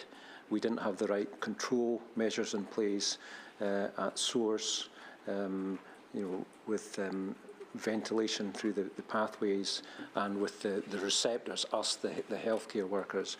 We didn't focus enough on inequalities and vulnerable people, and we didn't get safeguarding right. We didn't safeguard the mental health of the workforce, nor did we protect doctors from long COVID, and nor did we protect the training. I haven't spoken much about the impact on junior doctors, but their training certainly suffered. I'd also like to say a little bit about culture. We do have a cultural problem in the NHS in Scotland still, where doctors and other healthcare workers don't feel confident about speaking up and raising concerns. We still have a blame culture. We still have a rather command and control culture in the NHS in Scotland, and that's not good for patients because we don't feel able to speak up so much about patient safety. And finally, my final point would be we didn't focus enough on recovery. Right now, the NHS in Scotland is in the worst position that I can remember it in terms of staffing and in terms of our estates. We started the pandemic £1 billion behind in maintenance, and we've now got a complete cessation on capital project. So we needed to have kept money aside or to have put resources into the recovery phase of the pandemic. Thank you, Doctor. And may I just take this opportunity to thank you also for participating in the inquiry and preparing such a comprehensive organisational statement on behalf of your organisation. It's very much appreciated, and the inquiry requires bodies like yours to participate, to work. Well, I have no further questions, and there are no further witnesses this afternoon. No, I was aware of that, thank you. Yes. No, all that remains for me to do is to thank Dr. Kennedy as well, and thank the BMA for their full assistance in this very large statement which you prepared, so thank you. Thank you. And I think all I have to say therefore is now it's slightly unusual tomorrow. I'm just checking my timetable because I think we're starting.